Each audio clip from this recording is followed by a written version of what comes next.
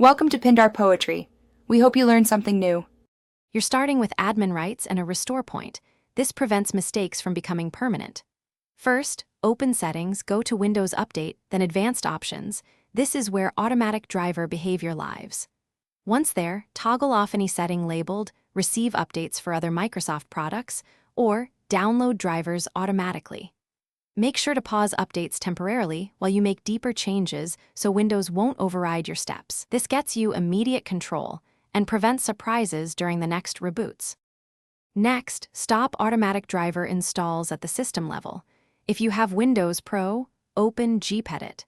MSC and navigate to Administrative Template System, Device Installation Restrictions.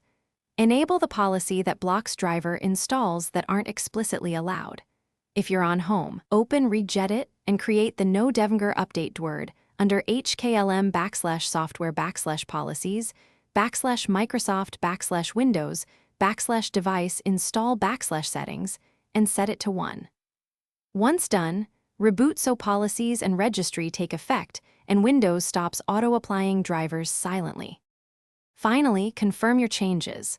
Open Device Manager, right-click a device, choose Properties, Driver tab, and check that automatic updates are disabled.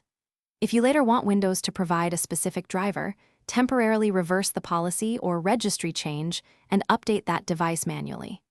Troubleshooting tip: if a device breaks or a driver causes issues, use the system restore point you made earlier to roll back quickly. It's faster and safer than hunting individual driver versions, and it restores registry and drivers together.